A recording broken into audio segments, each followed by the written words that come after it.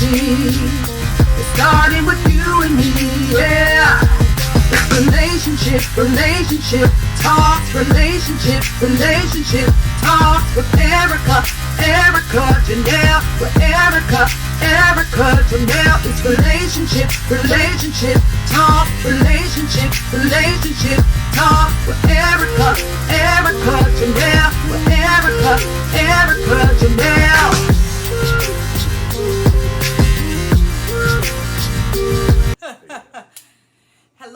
Hello, everyone. It's your girl, Erica Janelle, and welcome to another episode of Relationship Talks with Erica Janelle. And look, I have a special guest, and I'm in a different location. Please introduce yourself. I'm Sharod Singleton, soon-to-be life coach and motivational speaker, and I am blessed and honored to be here. Yes. So we have definitely learned a lot from each other, and couldn't think of a better, more perfect guest to introduce when I told you guys we were about to get a little bit deeper into the issues that's causing the division and separation in the Black community. And so him and I are both on the same page about us getting to a place of unity and getting past all of the negative connotations that most of these podcasters and a lot of other people are just trying to spew negativity about the Black man being against the Black woman being against the Black man, and all of these things that are meant to divide us.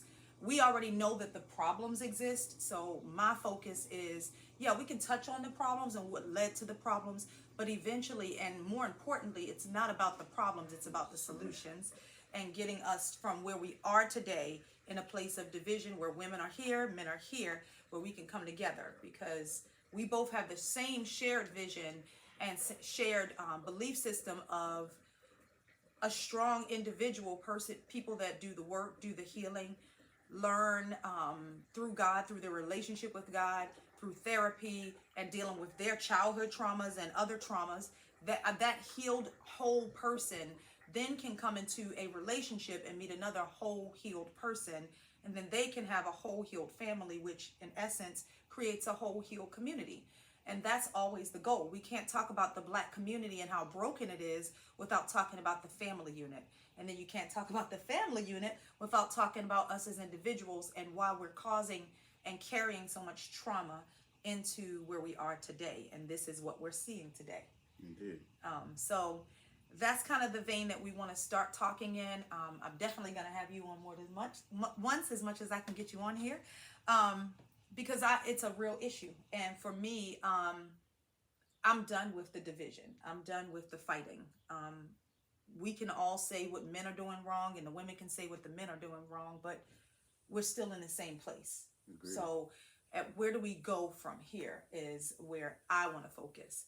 So, I love to hear from my men. So kind of give me your perspective of kind of where you think we are as a society, and kind of what you think our male audience needs to hear. I think that we are lost. I think the reason that we're lost is because we really haven't connected with ourselves. We don't really know who we truly are.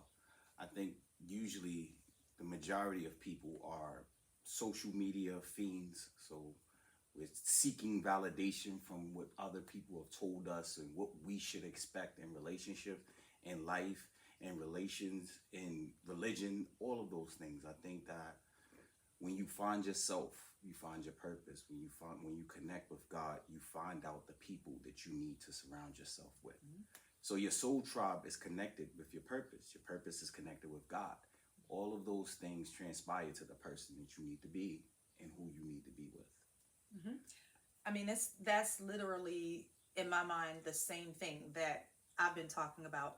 I'm always talking about self-care and making sure that you are taking care of yourself. Indeed. Going through and dealing with the things from your childhood, things from whether it's past relationships, the way your parents raised you, your environment, those things that shape the way that we think as adults often and always develop what we call our personalities. Indeed. And a lot of times we think certain things are our personalities, even though it might be toxic. We think it's personality because it's what we've always done. Right. but not realizing that a lot of why we've responded or reacted the way we do is because of our trauma. Yes. So it's a trauma response. Absolutely. And that's why I am very big and a huge advocate, not even just on this channel and on my own personal business ventures, but even in my job. I am big on mental health and mental health awareness, because I think so many of us think that we are just this way, and we don't realize the reason why we're the way we are, or we think the way we think. It's because of our experiences. And oftentimes those traumatic experiences will be the number one thing that causes you to have this negative mindset, whether it's about relationships, whether it's, oh, marriage is an old, outdated concept, something is wrong with marriages, all of them fail. Those things are based on what you've seen, what you've experienced. It's not that marriage, the concept of marriage, is bad or good. The concept of marriage is a concept. It's what you do in the marriage. It's who you choose in the marriage. It's the person that you are in the marriage. What energy do you put into it? What do you not do? So I think that if we don't take time to focus on the wholeness of us as an individual and really be real with ourselves, have the hard conversation with yourself.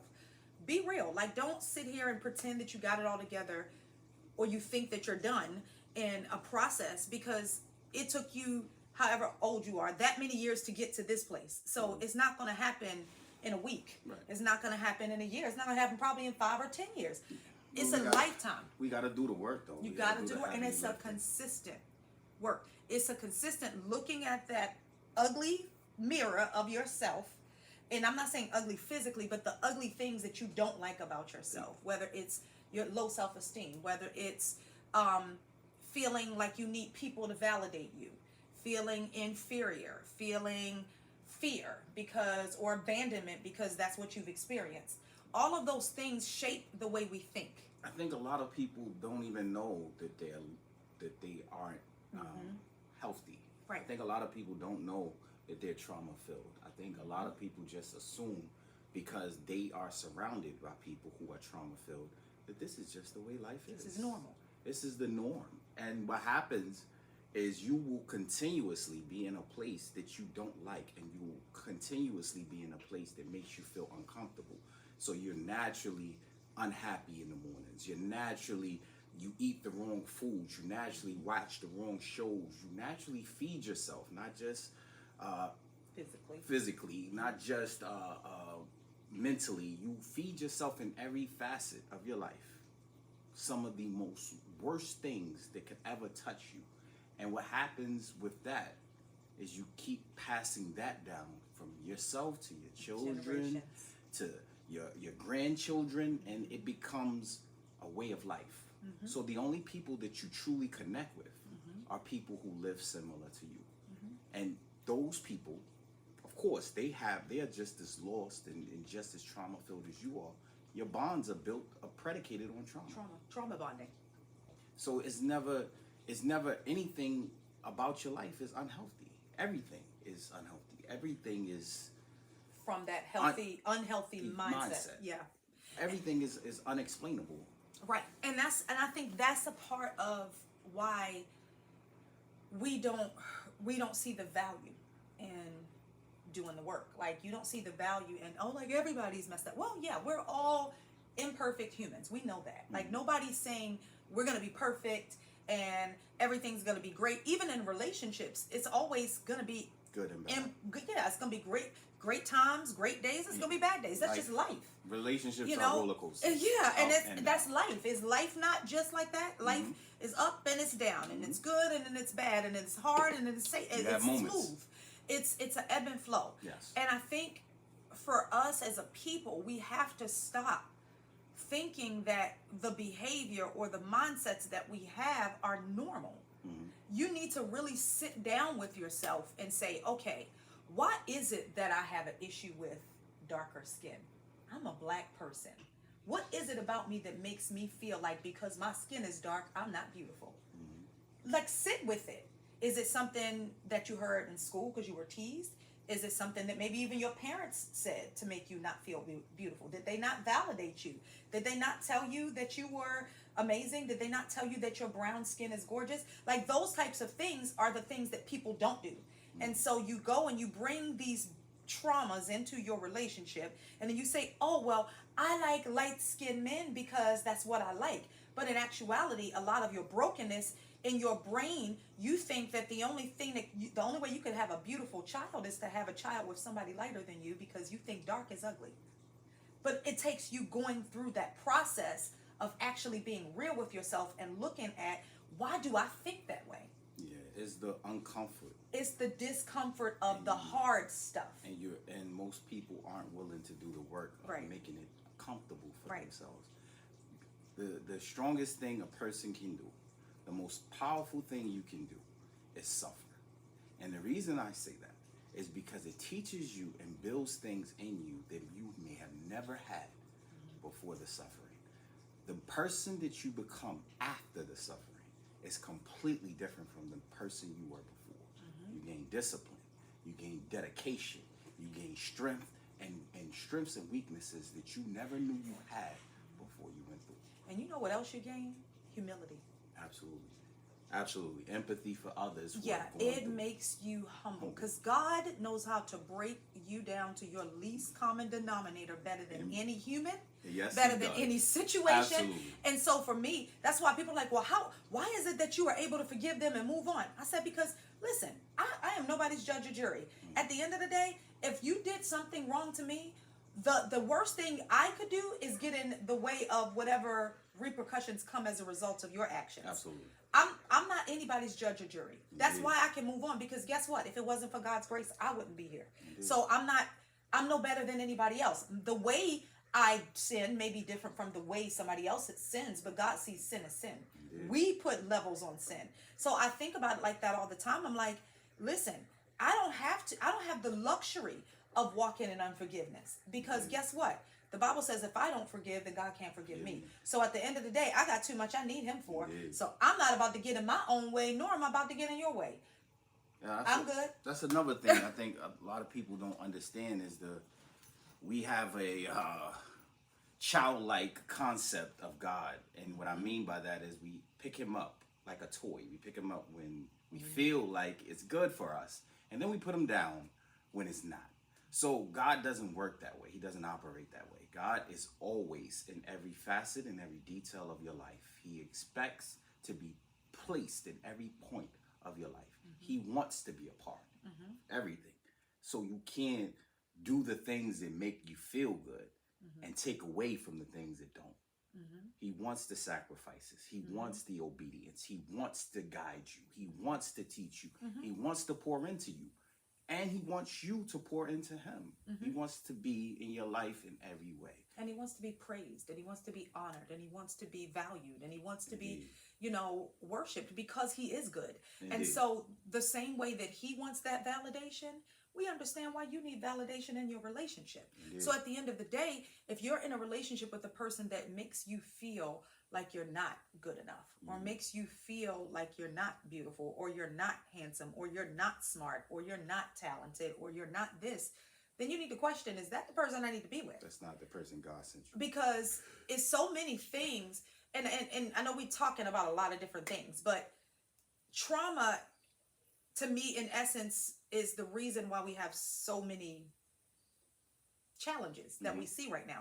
People are talking about the effect. They're not talking about the cause. Right.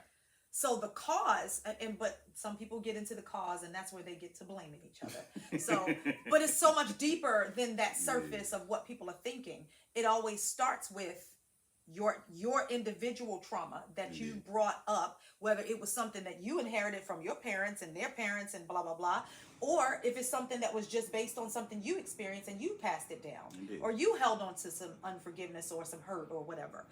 Regardless of that fact, we are talking about effects. The men are cheating on the women, or they're choosing women outside of black women, or our men are not honoring us, or our men don't respect us, or you're talking about effects. You're not talking about cause. The cause is he's broken, you're broken, and ain't nobody doing nothing about their brokenness, and you two broken people are trying to come together and expecting to have something healthy. Healthy that's not gonna ever happen. That is And the epitome of delusional. And the truth of the matter is, and I'm sure you've heard it said throughout every podcast in the world, when you become healthy, you may not even pick the same person that you were when you were broken. Yes, indeed. So your picker is a lot different. Yeah, you're picking based on where you're at currently. So when you change that dynamic and you change who you are as a person, your picks might change as well. Your picks will change. So, but I think the biggest problem for all of us, I think the majority, especially us as black people, I think the biggest problem we have is the fact that we won't actually do any work within ourselves. Yeah. It's so taboo for some reason. We also, and this dates back beyond America. This dates back into the African times. I think we don't want to bow our heads to God. We have a hard time. We sit with a prideful look.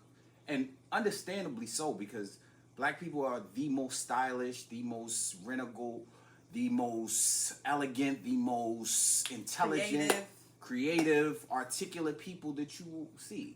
We are copied in almost every facet of what we've done. We've created so many things, thank you for using that word. We've created in so many ways, but we don't know how to give God the honor. Because the gifts that we have, the abilities to do these things, were never given.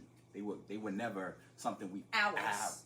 Right. It was given. It was a gift. It was given to us. And I think that's a point. Like I sit in that point often because I know we talk about it all the time. I am huge on.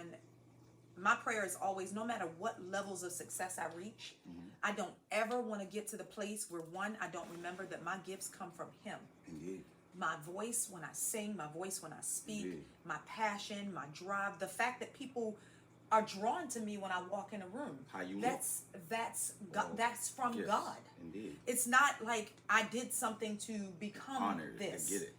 All of this is from Him. And the minute you start thinking it's about you will be the minute He will break you down to your least common denominator. That is not and remind you it was never you. It ain't never about you. It's always about the bigger purpose, the bigger plan. And I gave it to you for other people. Kingdom building.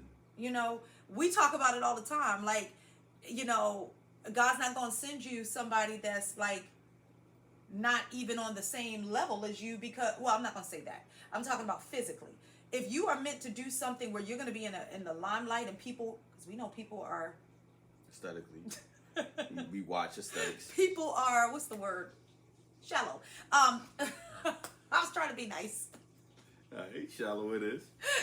We can be kind of shallow. Yes. You know, and especially right now with social media being so fake and everybody thinking that this is the real world and the real life of these famous people. More concerned about image. Yeah, it's an image thing versus a real authenticness of who the people are. We want to look a certain way. Yeah, or carry yourself a certain way, or pretend to have this thing or that thing. But in reality, you know, you don't even like each other. You on this reality TV show acting like you in love, and y'all don't even like each other. You're more concerned with the image instead of the inside. Right. So what I'm saying is we know that this society is very, very based on physical attraction. And it's real. I mean, God gave us eyes for a reason. Indeed. Initially, the first thing that attracts you to a person is what you see. Yeah. But I will say, despite the fact that we get caught up in the stuff that we physically see, we got to get to a place where you start looking at the things that shape the person into who they are. Even more than the physical stuff. The physical stuff, yes, it's important. I get it. I think you learn, when you learn yourself, you learn those things though. Because what you desire may not be what the next man desires or the man after that. What I look for in a mate may not resonate with another mate. So I think the closer you find yourself connecting with who you are as a man, the inside, outside, everything that you look for, you will find the person that attracts you. And sometimes that person's physical attributes may be different than what another man might desire. But it works for you. But it works for you. And that's why, you know, beauty is in the eye of the beholder. But I was starting to say that, you know, to get in certain rooms, unfortunately, the world that we live in, you can't be a certain physical appearance to get in certain rooms. It's unfortunate, but that's just how people are. Right. I mean, I think about it and I'm a singer. So I think about it in singing. And how many talented I mean, can blow the walls down singers that I've heard in churches that don't have the physical appeal that would never get the record deal. And the reason why is because it's not marketable. They're not marketable to certain people. And I think as society, we've gotten so caught up on that illusion of that being the main thing that you focus on that we no longer look at the core of who a person is. That's the stuff that really counts. But yes, your looks will get you in the room. Your looks might get you the phone number, but your character is going to be the thing that keeps that person there. The looks get you in the room. The character keeps you in the room. Mm-hmm. Yeah. And who you are, what you have to say, what message you're willing to deliver. I think aesthetics has always been that, though. I don't think we've ever been not desiring attractive people. We've always looked for attractive people.